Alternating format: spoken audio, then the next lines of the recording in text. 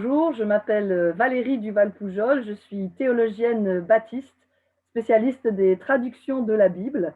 Je suis aussi engagée contre les violences faites aux femmes. J'ai créé une association dont je suis présidente, Une place pour elles. Je vous invite à aller voir sur le site.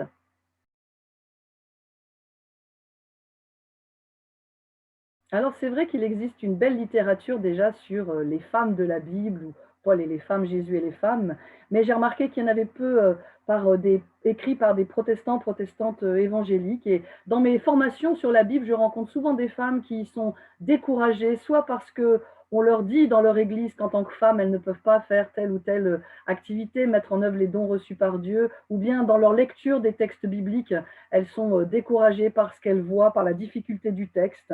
Et puis, il y a aussi ces victimes de violences conjugales on a brandi des versets bibliques mal interprétés, sortis de leur contexte pour du coup légitimer cette violence. Et donc, face à tous ces témoignages, je me suis dit qu'il fallait prendre les textes bibliques et faire un livre pour expliquer vraiment ce qu'il y avait pour de vrai dans le grec et l'hébreu, pour encourager les femmes et aussi du coup aussi les hommes sur cette question.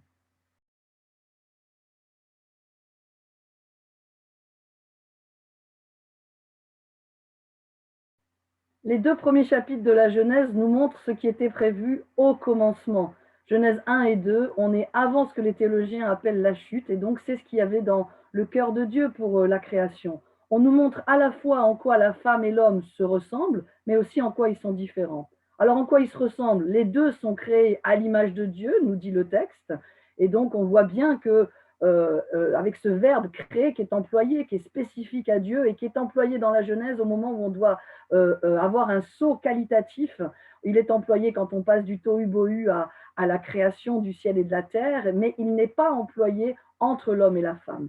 Il est employé pour dire qu'ils sont créés les deux à l'image de Dieu, mais pas entre l'homme et la femme. Ça veut dire qu'il y a un seul genre humain et que les deux sont dans une égale dignité, les deux à l'image de Dieu, égale valeur de l'homme et de la femme. La deuxième ressemblance, c'est que Dieu confie à l'homme et à la femme la responsabilité de dominer, de gérer cette terre. Les deux reçoivent le même mandat. Il n'existe pas encore de partage des rôles, de distribution de tâches différentes, comme le feront les cultures par ailleurs, mais une même mission, une même autorité identique. Donc ça, c'est leur ressemblance. Et le texte nous montre aussi d'emblée une différence.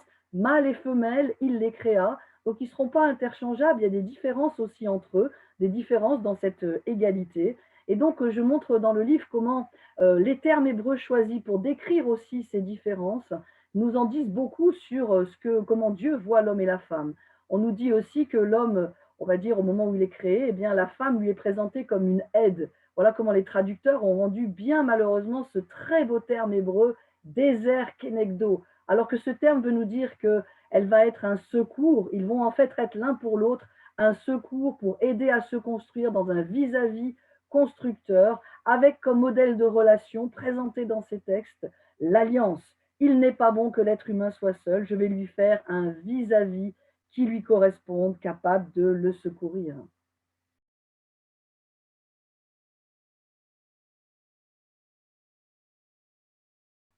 Genèse 3 relate ce que les théologiens appellent la chute, et donc il va y avoir des conséquences à cette désobéissance de l'homme et de la femme qui ont voulu se prendre pour le créateur et oublier qu'ils étaient créatures. Et on lit en Genèse 3,16 que la femme voudra aller à la rencontre de l'homme, son compagnon, pour une relation de communion, mais en conséquence du péché, elle trouvera un rapport de force, de domination et non plus de communion.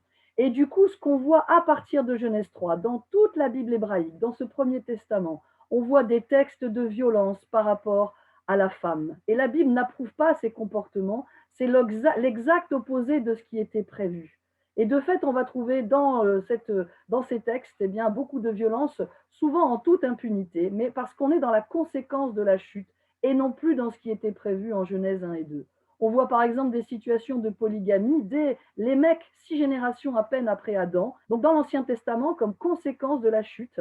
On n'est pas encore dans la rédemption avec Jésus-Christ. On y voit une situation de la femme très difficile dans un contexte, une culture patriarcale, avec beaucoup d'anonymat, avec un festival dramatique de textes de terreur qui mettent en scène la violence par rapport aux femmes, que ce soit avec Agar, la servante étrangère humiliée, que ce soit Sarah vendue par Abraham au Pharaon, que ce soit la concubine du Lévite abusée, découpée en morceaux en Juge 19, etc.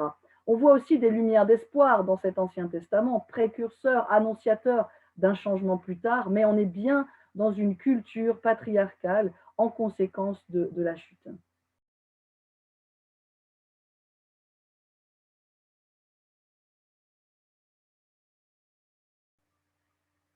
Jésus reste un modèle inégalé dans ce domaine. Il ose aller vers les femmes, il les prend pour amies, pour interlocutrices, pour missionnaires. Il discute théologie avec elles. Il a une attitude incroyable, une impressionnante liberté, les considérant avec respect, dignité, égalité. Jamais il ne les classe dans une catégorie à part, jamais il ne les réduit à leur sexe ou à leur fonction de mère. C'est une attitude exemplaire, surtout par rapport au texte qui circule à l'époque sur la femme. Il a des femmes disciples, il les envoie en mission avec les 70, il prend le temps de les enseigner ou de discuter théologie comme avec Marthe et Marie ou avec la Samaritaine, une étrangère. Il choisit même comme premier témoin de la résurrection des femmes. Alors sa façon d'agir, elle amène suffisamment de subversion pour que cesse la manière patriarcale traditionnelle de les traiter. C'est Jésus qui inaugure une nouvelle ère, son comportement ressemblant en fait aux prémices de ce qui avait été prévu dans Genèse 1 et 2. Il accomplit là la volonté de son Père qui était manifeste en Genèse 1 et 2. Mais l'histoire va montrer que malheureusement, cet élan transformateur, libérateur, insufflé par Jésus, a été coupé assez court, assez vite dans les premières générations.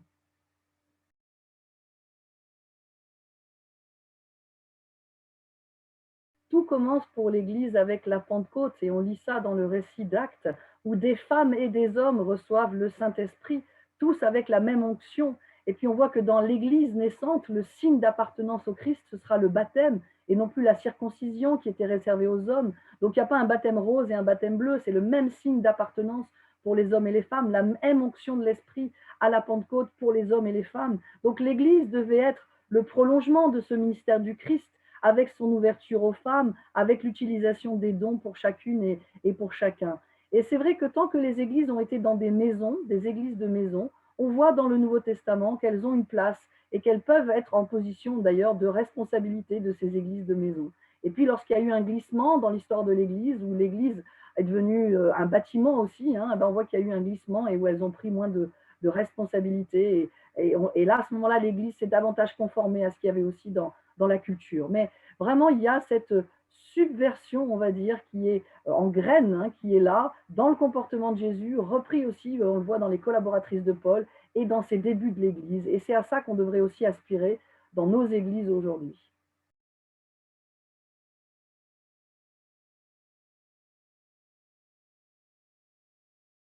L'apôtre Paul n'est pas l'afro-misogyne on a prétendu qu'il était. Il suffit de se pencher sur les textes où il salue, il remercie ses collaboratrices. Je vous invite par exemple à relire Romains 16. Il salue ses collaborateurs et parmi tous les noms qu'il cite, il y a au moins une dizaine de femmes qu'il reconnaît, remercie, honore comme des collaboratrices.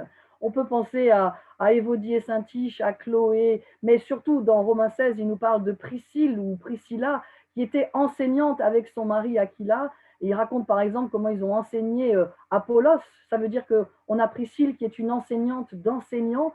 Il y a par exemple Phoebé aussi qui est la porteuse de l'épître aux Romains, qui apporte cette lettre aux Romains, qui va leur expliquer cette lettre. Et il la remercie comme une ministre, comme une annonciatrice de l'évangile dans cette région-là. Il la remercie comme étant sa protectrice, sa bienfaitrice. Donc on avait des femmes en position de responsabilité dans ces premières églises, notamment aussi comme Lydie, et puis bien entendu cet apôtre remarquable, Junia, qu'il salue en Romains 16,7 avec son mari Andronicus. Et donc on a un apôtre Paul qui avait des collaboratrices, qui travaillait avec elles, qui les remercie. Et ce sont donc les autres textes dans les épîtres qu'on a mal compris ou souvent mal traduits. Et je reprends dans le livre ces différents textes en essayant d'expliquer à partir du grec et du contexte de l'époque qu'est-ce que voulaient vraiment dire ces textes.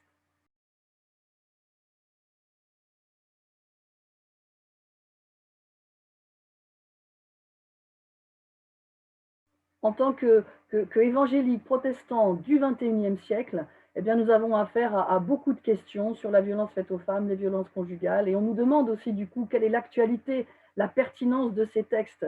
Il nous faut nous plonger avec sérieux dans ces textes pour justement montrer comment ils sont porteurs de bonnes nouvelles. La bonne nouvelle, ça veut dire évangile hein, en grec, et donc oui, il y a une bonne nouvelle dans ces textes pour les femmes, pour les hommes d'aujourd'hui, de dire que ça n'est pas un texte poussiéreux, moralisateur ou lointain, ou un texte qui a été utilisé pour bâillonner aussi, instrumentaliser, mais c'est vraiment une bonne nouvelle de dire que eh bien, Dieu a créé les hommes et les femmes à son image, dans une égalité, et qu'il les équipe de dons pour aujourd'hui être porteurs d'espérance. Et il nous faut du coup, ensemble, hommes et femmes, nous plonger dans ces textes pour pouvoir découvrir comment partager cette espérance.